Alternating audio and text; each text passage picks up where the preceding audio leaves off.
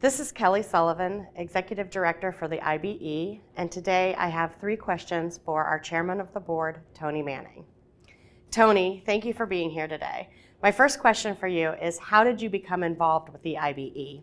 Yeah, it was in about 2016. So a good colleague of mine, Kurt Sprouse, was talking to a number of us, his network of contacts, about how we could get together and do something to give back, to help others who were navigating the same kind of issues we were all navigating in our careers. And we actually held a get-together at the Boston Harbor Hotel and nutted it out for a couple of days. And what came out of that was an awareness that what was really needed was help for entrepreneurs who had good ideas, but who had to navigate that big gap to actually creating companies and executing and creating commercial value.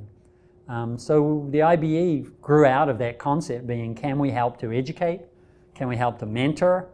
And eventually, can we help to actually fund some of these ideas to try to increase the flow of innovation across that sort of gap? And we felt that was one of the biggest areas of need and one of the biggest areas where our communal experience could really help out. And so that's how the IBE started for me. I think I made the mistake of getting up and saying something insightful, and Kurt and the others volunteered me to be involved, and that's how it happened. Yeah, 6 years later. How do you think that the IBE is different from other programs that are available? Yeah, there's probably 2 reasons that come to my mind. The first is the course that we do, which is just the initiation of our new members into the network. Is populated by people who truly have their boots on the ground from the trenches, people who've really been there and done it. And I think that provides an extra level of input for people who attend to actually see what's it really like behind the curtain, what actually goes on. So I have attended some of the other courses that are available throughout my career, and I think the IBE course is distinct by the faculty who are part of it. I think the other thing that's unique about the IBE course is it's the initiation into the network.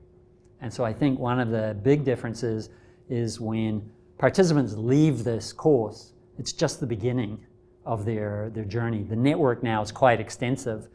We have over 200 graduates from the program and a large network of advisors. So the graduates have the opportunity to, at any point, reach back. We reach out and are monitoring them. I think there's a lot of interest to actually collect data on outcomes. So I think, that's something you generally don't find with a lot of these other courses. They'll be, come do the 5-day course, good luck, here's your certificate. So I think those 2 features for me have been quite distinctive about what we do, and they were very intentional in the way that we designed the course. How have you seen the IBE benefit graduates of the program? I can say personally through, every one of my scientists, lead scientists from my previous company came to this course.